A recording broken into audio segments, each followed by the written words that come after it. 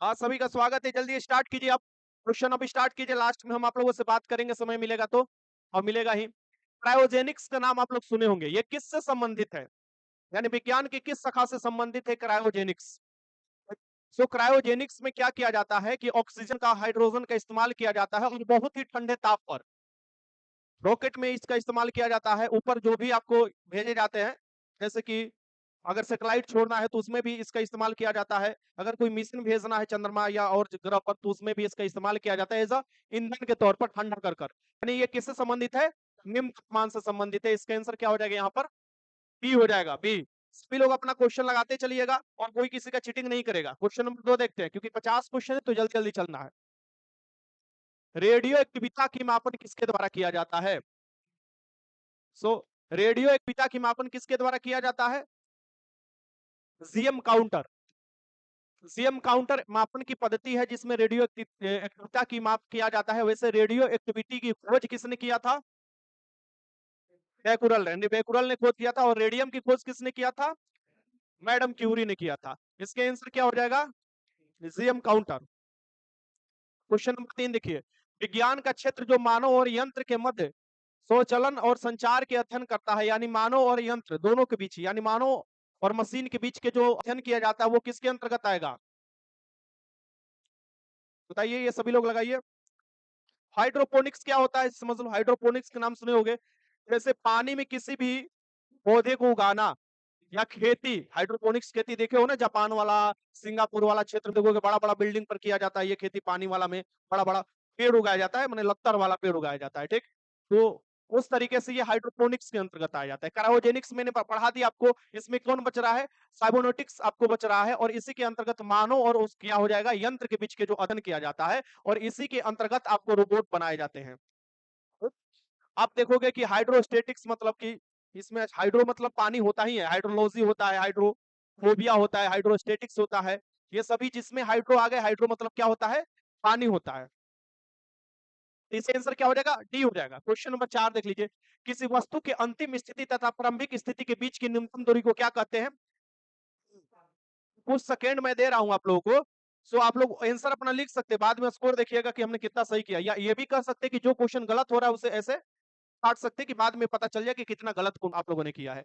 सो आप देखिए, बहुत अच्छा है, आप लोगों ने बताया कि इसे विस्थापन किया जाता है। यानी कि वस्तु की अंतिम स्थिति यहाँ पर है, वस्तु यहाँ पर है, और कहीं भी ऐसे घूम कर गया, फिर ऐसे घूम कर गया, ठीक। और प्रारंभिक स्थिति ये है, अंतिम स्थिति ये है, दोनों के बीच की जो न्यूनतम दूरी है ये क्या हो जाएगा? विस्थापन हो जाएगा। और विस्थापन कैसा है? अदिश है कि सदिश है? सदिश राशि है। सदिश राशि की विशेषता होता है, वेक्टर क्वांटिटी की विशेषता होता है कि उसमें परिमाण के साथ साथ दिशा भी चाहिए, यानी कि मैग्नीट्यूड के साथ साथ डायरेक्शन भी चाहिए। तो आप लोग पता होना चाहिए, ये तो पढ़े हुए हो सब लोग। चलते हैं आगे। हाँ। अच्छा मुझे बताओ, विस्थापन का यूनिट क्या होता है? मात्रक मीटर होता है। हाँ तो जोर से बोला करो, इसमें क्या तुम लोग घबरा जाते हो? विस्थापन का यूनिट क्या हो जाएगा? मीटर हो जाएगा। दूरी का यूनिट क्या हो जाएगा? मीटर हो जाएगा। वेग का यूनिट क्या होता है? मीटर प्रति सेकेंड हो जाता है। वेग जबकि क्या है? सदिश राशि है। और चाल कैसा है? अदिश राशि है। अगर आपसे कोई पूछे कि चाल बराबर फॉर्मूला क्या होता है? दूरी बटा में समय। अब दूरी भी कैसा राशि है? अदिश राशि है। तो अदिश राशि के बटा में समय, अदिश राशि निकल के आया। और वही आपको वेग का क्या होता है? विस्थापन बटा में समय होता है। ये एक वेक्टर क्वांटिटी है, सदिश राशि है, और इसके बटा में समय आएगा तब पर भी ये क्या रहेगा? सदिश राशि रहेगा। संवेग तो जानबे कर रहे हो, वो आगे मिलेगा क्वेश्चन। चलो आगे देखते हैं क्वेश्चन नंबर 5। पुरानी और नष्टप्राय लाल रक्त कणिकाएं कहाँ नष्ट हो जाती है? तो आज का क्वेश्चन भी था। यानी आरबीसी का कब्रगाह जिसे आम भाषा में बोला जाता है, ये कहां पर है? फलिहा यानी स्प्लीन में है, ठीक। ये क्या हो जाएगा? ए हो जाएगा। आसान क्वेश्चन है। क्वेश्चन नंबर 6 देखो। यदि किसी चलती हुई बस का वेग को दोगुना कर दिया जाए तो क्या होगा? ये पढ़ लो पहले, उसके बाद लगाओ। अगर कोई बस चल रही है, उसका वेग जो है 3 साल से चल रही है, तो भी कर दिया जाए, क्या हो जाएगा? गतिज ऊर्जा हार दुगना हो जाएगा। इस ये तो कोई मतलब बन नहीं रहा सेंस। गतिज ऊर्जा क्या हो जाएगा? 4 गुना हो जाएगा, क्योंकि बी से हो रहा है 2b, ठीक। हम जानते हैं फॉर्मूला क्या होता है? हाफ एम बी स्क्वायर होता है। तो यहाँ पर हम हाफ लिखेंगे, और एम तो बढ़ा नहीं रहा है तो इसको सेम रहेगा। वही यहाँ पर क्या कर रहा है, डबल कर रहा है, तो इसके स्क्वायर हम कर देंगे, क्या हो जाएगा, क्या हो जाएगा, 4 गुना हो जाएगा। यानी कि क्वेश्चन नंबर 7 देख लो, निम्नलिखित में से कौन सा यूनिट गति के तृतीय नियम से संबंधित नहीं है। न्यूटन ने गति के 3 नियम दिया था। पहला नियम की कोई भी वस्तु स्थिर रहता है, गति करता है तो गति रहता है जब तक उस पर कोई बाहरी बल ना लगाया जाए। बाहरी बल ना लगाया जाए, यहां से बल की क्या मिल रहा है, परिभाषा, परिभाषा मिल रहा है। और यही दूसरा जो नियम है न्यूटन के गति के नियम के, संवेग में जो परिवर्तन होता है वो बल के अनुदिश होता है, यानी डायरेक्शन टू बल होता है, तो वो वहां से बल का व्यंजक निकल कर आ जाता है। तीसरा जो होता है क्रिया के विपरीत प्रतिक्रिया होता है। अब यहाँ पर रॉकेट को आगे बढ़ना, बढ़ला, संवेग संरक्षण के सिद्धांत, पानी में ब्रश के टेढ़ा दिखाई देना, ये क्या हो जाएगा, अपवर्तन हो जाएगा। अपवर्तन, अपवर्तन मींस क्या होता है कि जब प्रकाश एक माध्यम से दूसरे माध्यम में जाता है तो या तो अभिलंब की ओर झुकेगा या अभिलंब से दूर भागेगा। कंफ्यूजन हमेशा यही बना रहता है कि सर अभिलंब की ओर कैसे झुकेगा, अभिलंब से दूर कब भागेगा। स्पीड होगा, सुन लो ध्यान से, स्पीड से निकलेगा तो अभिलंब से दूर भागेगा, और जब स्पीड से कम निकलेगा तो अभिलंब से अभिलंब की ओर भागेगा। इसे और सिंपल हम करते हैं, जैसे कि हम अभी पानी में देखेंगे, पानी में देखेंगे तो ऊपर तो स्पीड है, लेकिन जैसे ही पानी में प्रकाश जाएगा उसका बदलेगा, चाल कम होगा, तो क्या होगा, अभिलंब की तरफ रुक जाएगा। वैसे अभिलंब से पानी से हम ऊपर की तरफ देखेंगे हवा में, तो अभिलंब से दूर भागेगा। ये जो भी मीडियम बदलता है तो प्रकाश की चाल भी क्या हो जाते हैं, देखने को मिलते बदलते हैं। तो पानी में ब्रश का टेढ़ा दिखाई देना, ये क्या हो जाएगा, अपवर्तन। पानी में छड़ डाला गया, टेढ़ा दिखाई देना। पानी में सिक्का डाला गया, ऊपर उठा हुआ दिखाई देना। सूरज डूबते समय निकलते समय समय के अनुसार थोड़ा ऊपर नीचे दिखाई देना, ध्यान में रखना। ये सभी क्या होते हैं, अपवर्तन होते हैं। ऊंचाई से कूदोगे तो चोट लगेगा, क्रिया के विपरीत प्रतिक्रिया, ये सब तो होता ही है। इसका आंसर क्या हो जाएगा, बी हो जाएगा, बी। क्वेश्चन नंबर 8 देख लो, मानव में डाउन सिंड्रोम कौन सी एक बीमारी है, मतलब इसमें होता क्या है ये बताइए।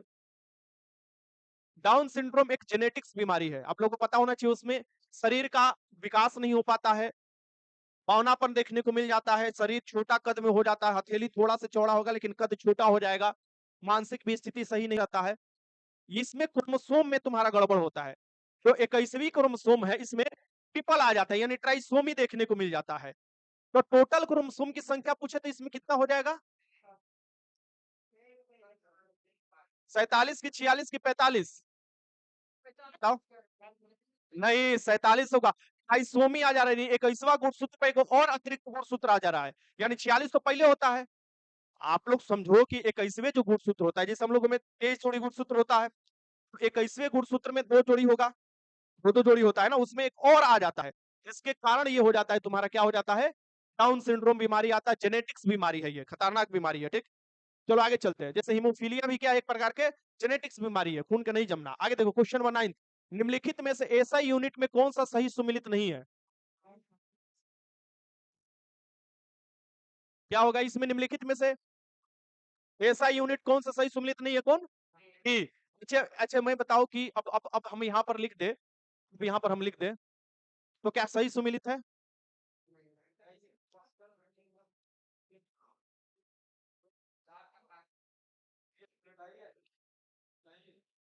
सही है, काय नहीं सही है।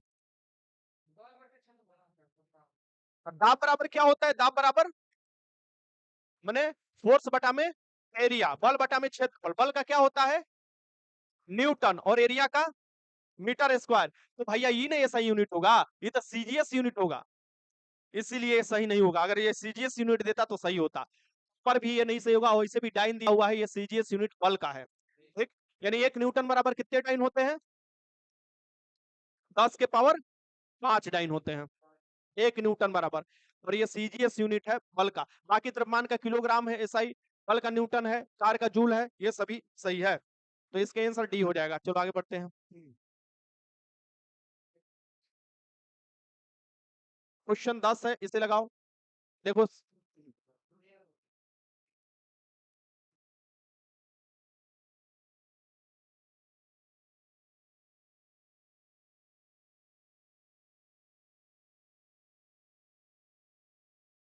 अंकिता कुमारी क्लास होता है वो टाइम है 1 बजे से, आपका 1 बजे से टाइम है। चलिए आगे चलते हैं। ये गलत कौन सा है ये आपको बताना है, इसमें से मिलान। डायनेमो क्या करता है? यांत्रिक ऊर्जा को विद्युत ऊर्जा में बदलता है। सो पहले ही गलत मिलान हो गया ये तो। सितार तो यांत्रिक ऊर्जा को ध्वनि ऊर्जा में बदलता है। विद्युत सेल रासायनिक ऊर्जा को विद्युत ऊर्जा में, और प्रकाश विद्युत सेल प्रकाश ऊर्जा को विद्युत ऊर्जा में। ठीक, तो ये तो सिर्फ एक मिलान आपको ए वाला गलत है। डायनेमो ये हो जाएगा, तो यहाँ पर उल्टा हो गया। अगर ये पर विद्युत मोटर दे तो सही हो जाएगा, यहाँ पर अगर विद्युत मोटर देता तो सही रहता। क्वेश्चन नंबर 11 देख लो।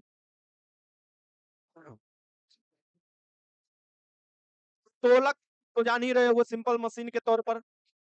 तो ये पूछ रहा है कि कौन सा नहीं है, मैंने बताया भी था, आप लोगों को पढ़ा रखा है, बिहार पुलिस वाला क्लास में कराया था ना। हाँ, तो बताओ इसका आंसर।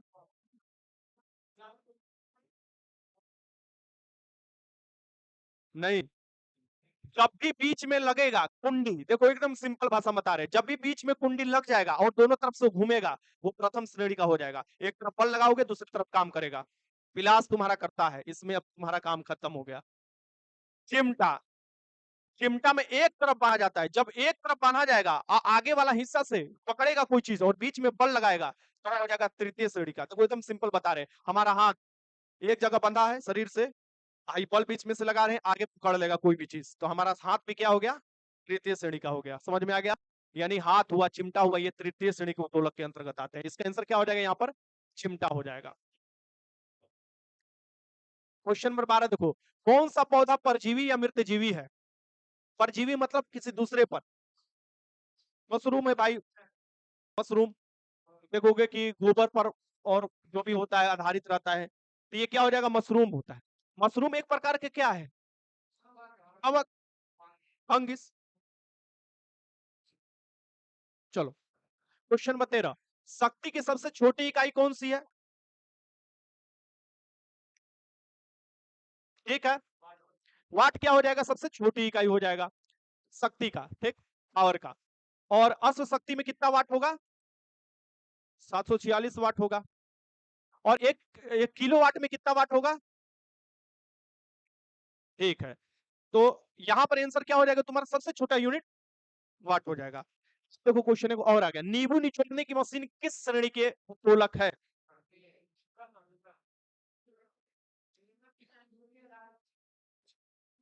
कैसा होता है, तभी कभी सोचे हो नींबू का गाड़ता है तो कैसे गाड़ता है? बताओ। जब बीच में घूमने वाला हुआ, जैसे कि एग्जाम्पल से मैं तुमको बता रहा हूं, एक कोई और चीज, हाँ कलम ये है, ये देखो, देखो जब बीच में घूमने वाला हुआ, ऐसे ऐसे घूमता है, प्रथम श्रेणी का हो गया। ठीक, जब हम यहां से जोड़े रहेंगे, यहां से जोड़े रहेंगे, काम बीच में हो रहा है, बीच में दाबेंगे इसको, हाँ बीच में गोला टाइप का होता है, जैसे नींबू निचोड़ने का मशीन देखोगे ये बीच में, तो ये द्वितीय श्रेणी का हो जाएगा। यानी काम जो हो रहा है वो बीच में हो रहा है, प्रथम श्रेणी में घूम रहा था बीच में से, और तृतीय तो समझ ही रहे हो, आगे से आगे काम होगा और इधर से हम जोड़ा रहेगा, बीच में बल लगाओगे। ये किस श्रेणी के अंतर्गत आएगा? तृतीय है, तृतीय है। गांजा मार के आए हो का तुम लोग? मैं बताने के बाद भी ये है, तो क्या हो जाएगा? तृतीय श्रेणी के उत्तोलक के अंतर्गत आ जाएगा। हाँ चलो आगे देखते हैं, क्वेश्चन 15, एक पारिस्थितिकी तंत्र में ऊर्जा का स्रोत है। हमारे पारिस्थितिकी तंत्र में मुख्य रूप से जो ऊर्जा का स्रोत है वो सिर्फ कौन है? सन है, और सन से ही ऊर्जा आता है, यानी सूरज की रोशनी है ऊर्जा का जो स्रोत है। चलो आगे चलते, क्वेश्चन नंबर 16 देख लो, किसी गतिमान वस्तु ए द्रव्यमान तथा वेग, वेग के गुणनफल को क्या कहा जाता है? मतलब द्रव्यमान और वेग के गुणनफल क्या हो जाएंगे? संवेग हो जाएंगे। कहां दिया है संवेग? बात खत्म, ये तो आसान था। धीरे धीरे आसान आसान हार्ड करते चले जाएंगे। इथाइल ग्लाइकोल, इथाइल ग्लाइकोल जो है, इसका किसमें इस्तेमाल किया जाता है? इथाइल ग्लाइकोल जो है, इसका इस्तेमाल किसमें किया जाता है बताओ? ठंडे क्षेत्रों में ईंधन जम जाता है, उसी को खत्म करने के लिए किसमें किया जाता है इसका? एंटीफ्रेज के रूप में, प्रतिहीम के रूप में कि ईंधन ना जमे ठंडे क्षेत्रों में, इसमें इसका किया जाता है। इसका आंसर क्या हो जाएगा? डी। क्वेश्चन नंबर 18 लगाओ। किस तत्व के समस्थानिक की स्वार्थिक संख्या है? हाइड्रोजन।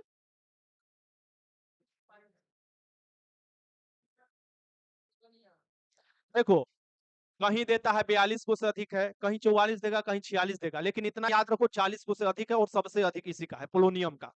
ठीक।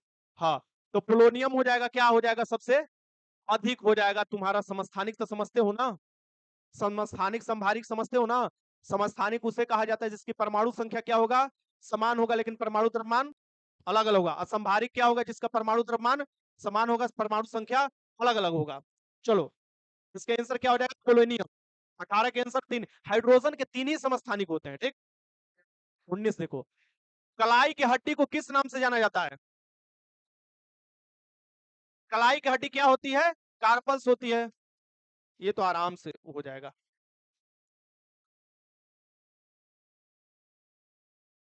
क्वेश्चन 20 लगाओ। ये क्या, देखो क्या चीज दे रहा है। आज के धीरे धीरे तुम लोग आसान आसान करते करते हार्ड क्वेश्चन की तरफ हम बढ़ेंगे, अभी आसान ही लगाओ। हाँ, श्वसन कहाँ होता है? कौन सेल के किस भाग में श्वसन होता है? हमारे सेल के, सेल कोशिका होता है ना, माइटोकॉन्ड्रिया को श्वसन स्थल कहा जाता है। और वही उसी को क्या कहा जाता है? ऊर्जा गृह कहा जाता है। तो उसमें एटीपी का निर्माण होगा ही होगा। ग्लूकोज टूटेगा तो एटीपी का निर्माण होगा। इसमें भोजन का ऑक्सीकरण होता है। और ये एक जैव रासायनिक प्रक्रिया है, यानी ये सभी क्या हो जाएंगे? सही हो जाएंगे। इसका आंसर क्या हो जाएगा? डी हो जाएगा। द्विनाम पद्धति किसने प्रतिपादित किया था? वंश और जाति के आधार बनाते हुए एक वैज्ञानिक आए थे जिन्हें वर्गीकी के पिता कहा जाता है, और उनका क्या नाम था? Carolus Linnaeus. इन्हें ही आपको द्विनाम पद्धति दिए थे। क्वेश्चन 22 देख लो। निम्नलिखित में से कौन सा युग्म सही सुमिलित नहीं है? तो क्यूनिन का प्रयोग हम लोग करते हैं मलेरिया रोधी में, करते हैं। एक क्लोरोमाइसिटीन का प्रयोग हम लोग टाइफाइड नाशी में करते हैं, जो टाइफाइड जो होता है उसके लिए। और क्रिस्टल वायलेट का प्रयोग प्रतिरोधी में यानी एंटीबायोटिक के तौर पर भी हम लोग करते हैं। तो ये जो दिया है स्प्रिन, ये निषेचक के रूप में नहीं, दर्द निवारक के रूप में होता है। दर्द होता है तो तुम लोग कहते हो कि क्या खा लो? स्प्रिन खा लो। यानी ये गलत दिया हुआ है, बेहोश करने के लिए नहीं ये किया जाता है। ठीक। इसका आंसर क्या हो जाएगा यहाँ पर? ए होगा। मोनेरा जगत के सदस्य, जो भी मोनेरा जगत के होते हैं, वो उनका पूर्ण विकास नहीं होता है। यूकेरियोटिक कोशिका के अंतर्गत वो ही नहीं आता। वो कौन होते हैं? प्रोकैरियोटिक कोशिका होते हैं। यानी उनका केंद्रक भी पूर्ण रूप से विकास नहीं होता है। जैसे साइनोबैक्टीरिया, बैक्टीरिया, ये सभी इसके उदाहरण होते हैं। और इसमें क्या हो जाएंगे? ये जो हो जाएंगे मोनेरा जगत के अंतर्गत आते हैं। बैक्टीरिया ये बहुत ही पुराना कोशिका है, आदिम कोशिका इसे बोला जाता है। ठीक। प्रोकैरियोटिक कोशिका के अंतर्गत आते हैं। क्वेश्चन नंबर 24 देख लो। निम्नलिखित में से कौन सी परितंत्र का हिस्सा है? एक तरफ से देखा जाए तो परितंत्र को जैविक अजैविक घटक में, जैविक घटक में जीव जंतु पेड़ पौधे जिसमें जान है, अजैविक घटक में पानी हो जाएगा, धूल हो जाएगा, ऑक्सीजन हो जाएगा, ये सब जितना आता है जैविक घटक आता है, और सभी मिलकर ये निर्माण करते हैं। इसका आंसर क्या हो जाएगा? डी हो जाएगा। क्वेश्चन नंबर 25 लगाओ। आंख में मेलालिन जो होता है वो तुम्हारा आंख के रंग निर्धारित करता है। और मेलालिन जो होता है, जैसे कि कहा जाता है कि ब्राउन आईज वाले लोग किसी को सम्मोहित कर लेते हैं, उनका जो होता है सबसे अधिक होता है। और यही देखोगे कि किसी किसी का नीला आंख होता है, वो ऐसा नहीं है कि उसमें ज्यादा कुछ पावर आ गया है। वो उस क्षेत्र में ज्यादा वो पाए जाते हैं, आंख में वो चीज पाया जाता है इसके कारण। और ये परितारिका या आइरिस में कारण दिखाई देता है। इसका आंसर क्या होगा यहाँ पर? ए हो जाएगा। रेटिना पर प्रतिबिंब बनता है। आंख का कौन सा भाग दान दिया जाता है? कॉर्निया दिया जाता है। क्वेश्चन नंबर 26 देखो। बेकिंग सोडा, बेकिंग सोडा का रासायनिक सूत्र क्या है? हाँ, हाँ, NaHCO3, सोडियम बाई कार्बोनेट। खाने वाला सोडा है, इसे मीठा सोडा भी कहा जाता है। गोलगप्पा हुआ, या तुम बाजार में लिट्टी देखते हो, लिट्टी क्यों फूल जाता है ज्यादा? ये मिला दो, लिट्टी फूल जाएगा मैदा में। तो ये जो होता है ये कौन होता है? भोवन सोडा होता है, यानी सोडियम बाइकार्बोनेट होता है ना, ये होता है ना। इसमें 10 क्या लग जाएगा? H2O। मतलब देता तो यही है, लेकिन अगर ये भी दे तो कोई दिक्कत है नहीं। चलो आगे देखते हैं। Question number 27। भारी जल वह जल है जो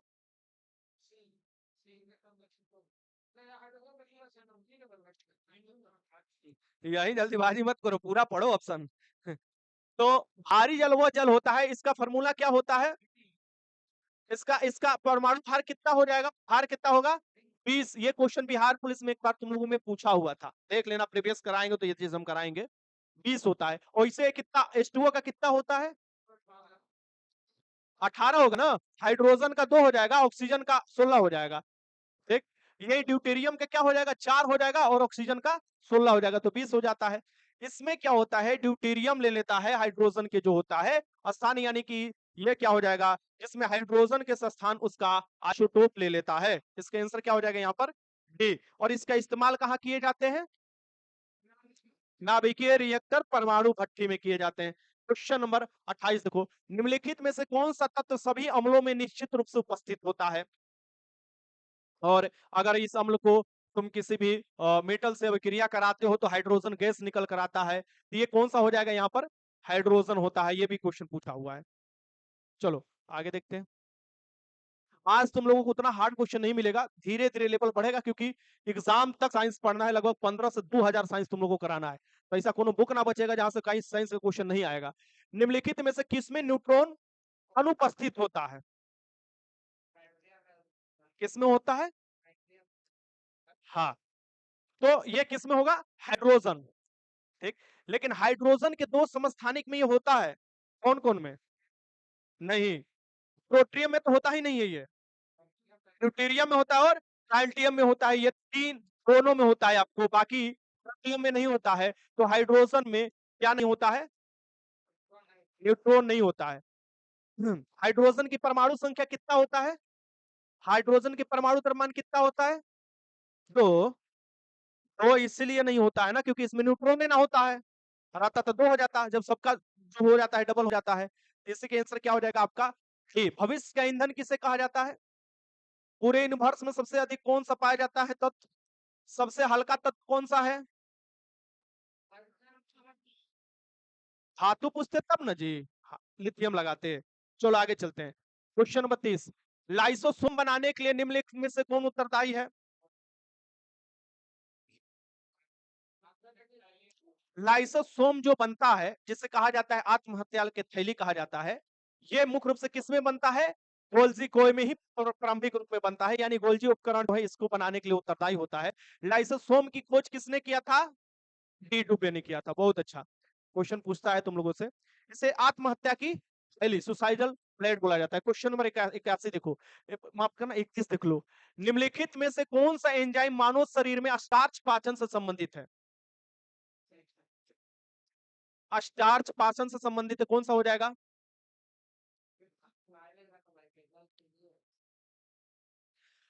अच्छा, तुम लोग फाइलिन का नाम सुने हो? स्टार्च पाचन करता है मुंह में, हाथों जैसे ही, यही उसे ही क्या बोला जाता है? एमाइलेज बोला जाता है। इंसुलिन कहां से निकलता है? अग्नाशय के लैंगरहैंस के बीटा सेल से इंसुलिन निकलता है। ठीक, और पेप्सिन किसको पाचन करता है? प्रोटीन को। ठीक, पेप्टाइड और एमिनो एसिड में बदल देता है ये प्रोटीन को। ठीक, समझ में आ गया। और लाइपेस वसा को पाचन करने में आपको सहायक करता है, तो इसका आंसर क्या हो जाएगा यहाँ पर? एमाइलेज हो जाएगा। चलो क्वेश्चन 32। हाँ, ये भी तुम्हारा बिहार पुलिस में पूछा हुआ क्वेश्चन है। यानी टेलीविजन का आविष्कार किसने किया है? जे अल्बायर्ड ने किया था। आराम से लगा लो। चलो question number 33, blue baby syndrome, हाँ, नाइट्रोजन की खोज किसने किया था? नाइट्रोजन की परमाणु संख्या 7 होता है। सबसे अधिक वायुमंडल में नाइट्रोजन पाया जाता है 10%। मुझे ये बताओ कि नाइट्रोजन की खोज किसने किया था? रदरफोर्ड ने। ठीक? अब यहाँ पर हम देखते हैं कि नाइट्रोजन क्या पूछ रहा है? क्लोरो के कारण ब्लू बेबी, ब्लू, जब नाइट्रोजन या नाइट्रेट की मात्रा पानी में ज्यादा हो जाता है तो तुम्हारा शरीर क्या पढ़ने लगता है? ब्लू पढ़ने लगता है। तो इसका आंसर क्या हो जाएगा यहाँ पर? नाइट्रेट। और अगर पारा पानी में हो तो मेनी माता, कैडमियम पानी में हो तो इटाई इटाई, और आपको आर्सेनिक पानी में हो तो ब्लैक फुट रोग होता है उसमें। क्या होता है? Black foot. यानी अगर आर्सेनिक हो तो ब्लैक फुट, कैडमियम हो तो इटाई इटाई, पारा हो तो मिनी माटा रोग हो जाता है। चलो इसका आंसर क्या हो जाएगा, यहाँ पर बी हो जाएगा। क्वेश्चन 34, गल के उपचार में चारकोल का प्रयोग किस रूप में किया जाता है?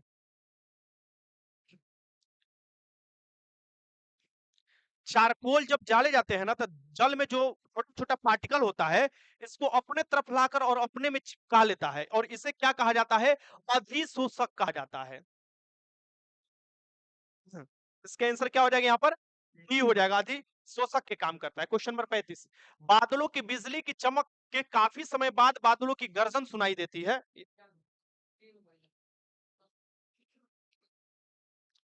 हवा में प्रकाश की चाल लगभग कितनी होती है? क्या? इस ये बताओ। हाँ बताओ, 5 लिख दिए पावर तो। बुड़बक। इतना काहे ऐड कर रहे हो? अधौनी का चाल कितना होता है? तो इसी से अंदाजा लगा लो। अगर इसे हम मीटर में लिखते हैं तो ऊपर भी ये तो 8 हो जाएगा। 3 इंटू 10 के पावर 8 मीटर प्रति सेकंड, यानी 1 सेकंड में ये इतना दूरी तय करेगा, और 1 सेकंड में ये इतना ही दूरी तय करेगा। तो प्रकाश बहुत तीव्र गति से आएगा, इसलिए प्रकाश पहले दिखाई देगा, उसके बाद क्या हो जाएगा? साउंड दिखाई देगा। इसका आंसर क्या हो जाएगा?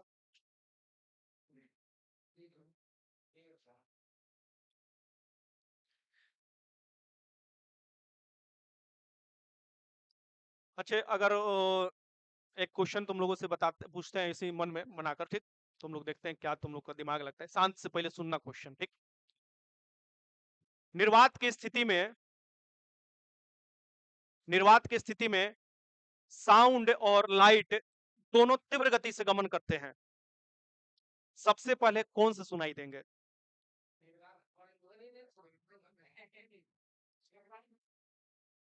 एक, एक, बस यही जानना था। तो ये हो जाएगा तुम्हारा क्वेश्चन नंबर 36। गैसों के विसरण के नियम किसने दिया था? ग्राहम दिए थे। हाँ, ग्राहम दिए थे। गैसों के विसरण के नियम जो दिए थे, ग्राहम ग्राहम दिए थे। तो हाँ, जब हम देखते हैं कि विसरण कहने का मतलब कि अलग अलग गैसों को एक में मिला देना, बस इतना समझ लो।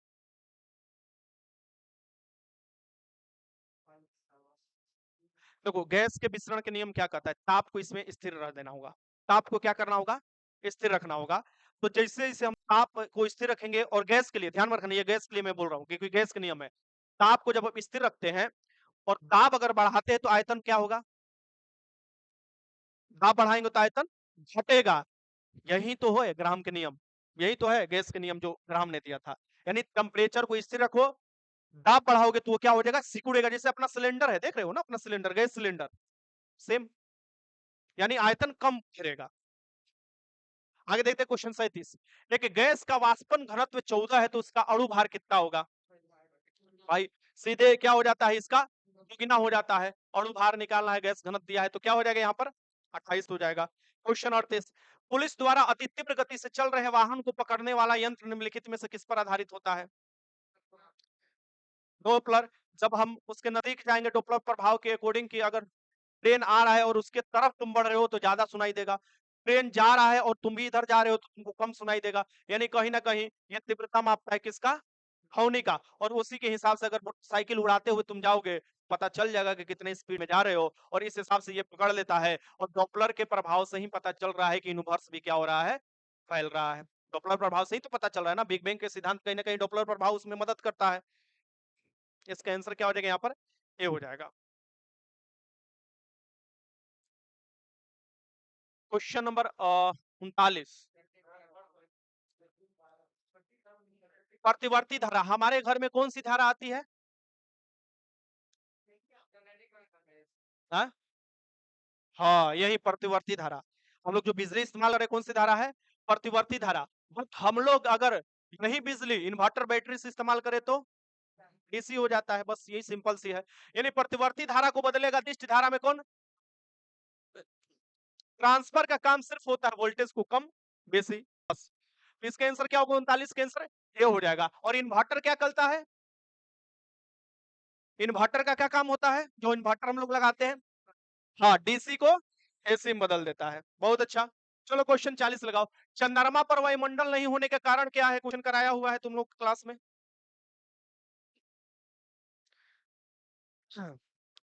चंद्रमा पर वायुमंडल नहीं होने का कारण है गुरुत्वाकर्षण की कमी है। इसीलिए तो हम लोग देखेंगे कि जब नील आर्मस्ट्रांग गए थे सबसे पहले, या लोग जाते चंद्रमा पर, तो पूरा मौके जॉकेट एकदम पकड़ जाते हैं, क्योंकि वहां पर जो हवा चलता है, धूल उल चलता है, उसके पता चलेगा वो उड़िया लेकर चला गया, ऐसे जाओगे तो। यानी वहां पर जी भी क्या हो जाता है, जी का वैल्यू क्या हो जाता है, पृथ्वी के जी का 1/6 हो जाता है। तो यह गुरुत्वाकर्षण बल की क्या होती है, यहाँ पर छिड़ता होती है। 41 बताओ।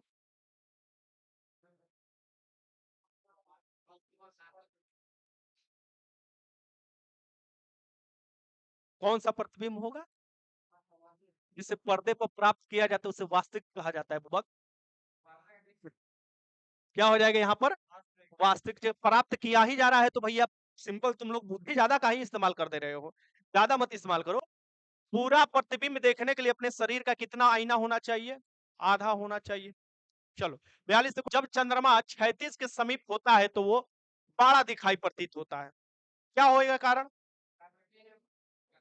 हाँ, हाँ, वायुमंडलीय अपवर्तन, जितने भी प्रतीत होते हैं बड़ा दिखाई देना या ऊपर उठा हुआ दिखाई देना, तो वो अपवर्तन ही होते हैं, प्रतीत होता है। जैसे कि तुम्हारा तारे टिमटिमाते हुए दिखाई देना, अपवर्तन है, क्योंकि मीडियम काश आ रहा है, लेकिन हमारे वायुमंडल में बहुत सी धूल कण है, तो जब टकरा टकरा कर आ रहा है, मीडियम बदल रहा है, सेन उसके कारण हमारा तारा टिमटिमाता हुआ दिखाई देता है, या तो बड़ा चंद्रमा दिखाई देता है, या क्षैतिज के तल पर डूबता हुआ सूरज कभी उठता हुआ डूबता हुआ दिखाई देता है। ये सभी प्रकार की जो प्रक्रिया होती है सेम होती है, ठीक। अगर तुमको मछली मारने गए हो, ठीक, क्वेश्चन को पूछा था ना, तो मछली तुमको दिखाई दे रही है पानी में, तो मछली के कहाँ मारोगे कि वो मछली मर जाएगी? आगे या नीचे मारेंगे? नीचे, क्योंकि ऊपर उठा हुआ दिखाई देती है, नीचे मार। अच्छा तुम लोग खिचड़ी के मेला में गए होगे तो एगो बाल्टी में डालने के लिए सिक्का देता है, ओकरा में ऐसे रहता है, वो काहे नहीं डालता है पता है? क्योंकि हम लोग मेन अंदाजा ही नहीं लगा पाते हैं कि वो है कहाँ, और ऊपर से जैसे जैसे वो पानी में जाता है, पानी विरोध भी उसका करता है, कोनो निर्वात तो है नहीं कि जैसे डालोगे वैसे ही चला जाएगा। इस कारण से किसी किसी का लक होता है, कोई अंदाजा पर डाल देता है तो पैसा अंदर चला जाता है, बाकी वो सब फाल्स के खेल है, ठीक। हाँ, ये क्या हो जाएगा यहाँ पर? अपवर्तन हो जाएगा। क्वेश्चन नंबर 43 देखो, धातु जिसका उपयोग हीमोग्लोबिन के निर्माण में होता है। अच्छा, ये तो जानते हो हीमोग्लोबिन में लोहा पाया जाता है, लोहा के कौन सा रूप पाया जाता है?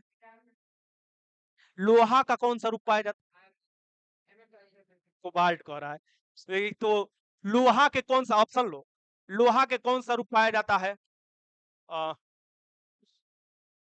+2 यहाँ पर, 2 प्लस यहाँ पर हो जाएगा, यहाँ एफ है, ये एफ ई है, F E, F E 3 plus, F E, sorry, F E minus, ये कौन सा इसमें लोहा के कौन सा रूप पाया जाता है?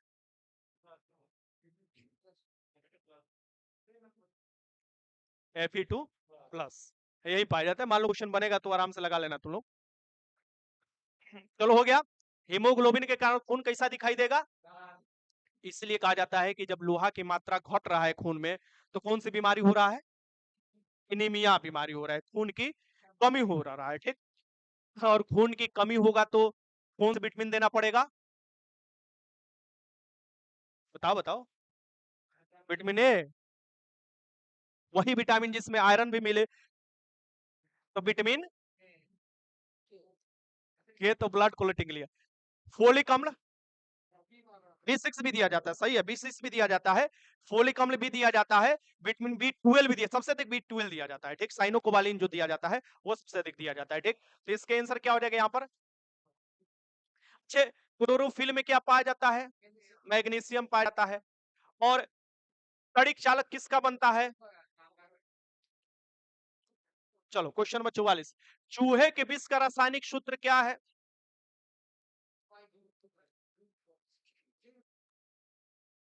हाँ, क्या हो जाएगा? जिंक फास्फाइड हो जाएगा। जिंक फास्फाइड का अगर चूहा खाता है, कृदंत जो भी जानवर खाते हैं तो वो निपट जाते हैं। क्वेश्चन 45, पीएच स्केल की खोज किसने किया था? सोरेनसन ने किया था। और पीएच वैल्यू से 7 से कम है तो क्या हो जाएगा? अम्ल होगा। 7 से अधिक होगा तो, 7 होगा तो उदासीन। बेंजामिन फ्रैंकलिन ने किसका आविष्कार किया था? तड़िक चालक का आविष्कार किया था। बहुत अच्छा। आधुनिक पीरियोडिक टेबल किस पर आधारित है? किसने दिया था? मोसले ने दिया था। क्वेश्चन नंबर 46 देखो, HCl के जलीय विलयन का पीएच वैल्यू क्या होता है? ऐसा आप ऑप्शन ही डाल दिया है तो हम क्या करें? मतलब ये कहीं से प्रीवियस से ही उठाया हुआ है। हाइड्रोक्लोरिक अम्ल है, ठीक। और इसमें क्या हो जाएगा? इसमें के पीएच वैल्यू क्या हो जाएगा? दो ही, बाकी तो सारी दिया हुआ है सभी। अच्छा ये बताओ कि खून का पीएच वैल्यू कितना होता है? ये थोड़ा से क्षारीय ही होता है। क्वेश्चन 47, सूर्योदय या सूर्यास्त के समय वायुमंडल में लालिमा किस कारण छा जाती है?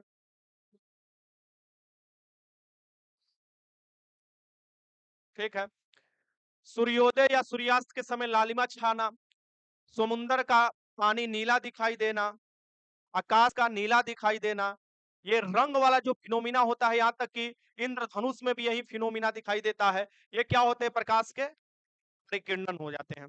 चलो आगे देखते हैं क्वेश्चन नंबर 48, मुनेरा क्या है? किंगडम है, प्रोकैरियोटिक कोशिकाओं का किंगडम है। क्वेश्चन नंबर 49 देखो, आलू में सबसे अधिक क्या होता है?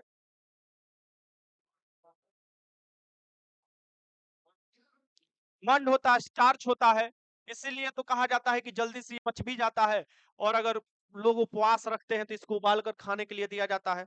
इसका आंसर क्या हो जाएगा यहाँ पर? सी हो जाएगा। और ये जब मंड और स्टार्च है तो मुंह से पाचन इसका स्टार्ट हो जाएगा, और वो कौन सा एंजाइम करने शुरू कर देगा? टाइलिन कर देगा इसका। चलो आगे देखते हैं 50 नंबर और आज का लास्ट क्वेश्चन। मिकोरेसिस इसे कहा जाता है। तो ये मिकोरेसिस जो फंगस होते हैं, ये ब्लैक फंगस, तुम लोग कोरोना के समय में देखोगे कि मुंह का चित्र दिखा रहा था और ऊपर की तरफ ब्लैक रंग का दिखा रहा था कि उसका थोड़ा सड़ा हुआ यहाँ पर देखे थे कोरोना में तुम लोग। तो वो जो होता है यही आपको फंगस था, जिसे ब्लैक फंगस कहा जाता था। और ये क्या कर देता है आपको? म्यूकर फंगस होता है। क्या होता है ये? म्यूकोरोसिस से कहा जाता है, म्यूकर फंगस होता है। फंगस होता है मतलब कि ये फंगस का हिंदी क्या हो जाएगा? है कवक, ठीक। हाँ ये भी मतलब जब कोरोना जाने लगा था तो लास्ट में ये अपना प्रभाव दिखाया था, जिसके कारण ये काफी लोग मारे भी गए थे, ठीक। खतरनाक बीमारी हुआ था इसके कारण। तो ये फंगल बीमारी है, फंगस वाला बीमारी है। फंगस के कारण ही तुम्हारा बाल भी क्या हो जाता है? और एथलीट फुट की बीमारी फंगस के कारण ही होता है। खाद खजुली दिनाय ये क्या है? फंगस का कारण है। सो ये तुम्हारा यहाँ पर टोटल 50 क्वेश्चन था। आसान से शुरुआत कर रहे हैं, धीरे धीरे क्या होगा? लेवल अपने आप ही बढ़ते रहेगा, इसमें न्यूमेरिकल भी डाला जाएगा। तो यहाँ पर क्लास हम खत्म करते हैं। चलो बताओ तू सबका क्या प्रॉब्लम है?